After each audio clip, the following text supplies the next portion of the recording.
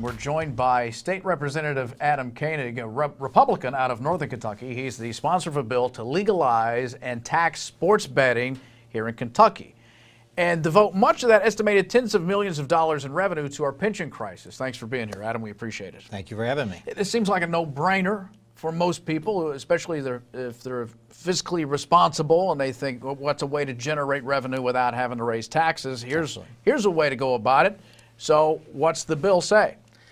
Well, the bill has three parts. The biggest part and the part that generates the most interest is the part that allows for sports wagering in Kentucky. We would have it at the racetracks, yep, as well as the Kentucky Speedway as a professional sports venue. Mm-hmm. And you would be able to physically go there and make bets, or if you go there and sign up, you can download their app, take it home, or wherever you want in the state of Kentucky and make your wagers that way. Other two parts are allowing internet poker, which is something that used to be done regularly across the country until 2006 when the federal government made it next to impossible, but states could still do it, and legalize and tax fantasy sports, your FanDuel, DraftKings, that sort of stuff. So this is all a derivative of a Supreme Court ruling, I believe, that took it out of the hands of Nevada, which was controlling everything. Right. So now everybody in America can do it if they want to regulate it. Yes. And every state around us is about to do this, correct? West Virginia already has it, and every state around us is looking at it seriously. Yeah.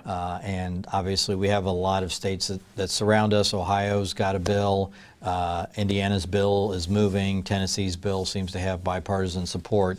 The governor of Illinois, in his budget plan, relies on $200 million, they think, from sports wagering. So there's a lot of interest, and I've been telling people it'd be nice for us to be out front on an issue for a change, but it's beginning to look like that if we pass it this year, we'll just be keeping up with everybody.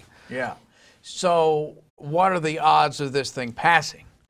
I get asked that a lot, and I don't know. We're working feverishly to try to get the votes. This is a short session, which means we have a smaller amount of time to do it, and it requires a higher vote total. We have to get 60 votes in the House instead of 51, and 23 votes in the Senate instead of 20. Mm-hmm. So it's a high bar, but you know what? I've never seen so much interest in a issue or a bill that I've had. People are dying to do it legally.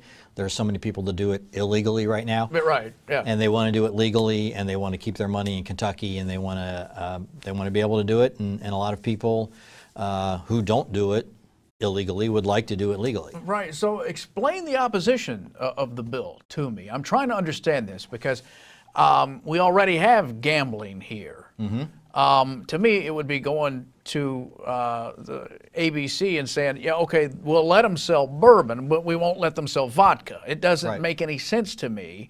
Well, I agree with you. I mean, I understand that, sure, families can be torn apart right, by gambling run amok, addictive behavior, which can happen in any other aspect of life. Sure. But we already have it. We're just trying to get the money that will go other places, correct? Absolutely. And the opposition, first of all, is the Family Foundation and the Baptist Convention are the primary ones leading the opposition, and they think it's bad for families. They think it's bad policy. And whereas I disagree with them, I respect that. Everyone's got a different line of what they think is or is not okay. I think it's a little nanny state at this point in our society. Mm-hmm. You know, this is an activity that doesn't hurt anybody else, doesn't hurt the person engaging in it. For a lot of people, it's enjoyment. As we've said, a lot of people are doing it regularly. Mm-hmm. And to say that you shouldn't be allowed to do it is a little too much government intervention, I think. Plus, the first thing we do after we spend money regulating it is putting money to addiction prevention services. And right now, the black market, the bookies, the offshore people, they don't care if you have an addiction problem or not. They just care that you're paying. Yeah. And so I think that's important. And then what the remaining money we have goes to our pension system, which is $43 billion in the hole.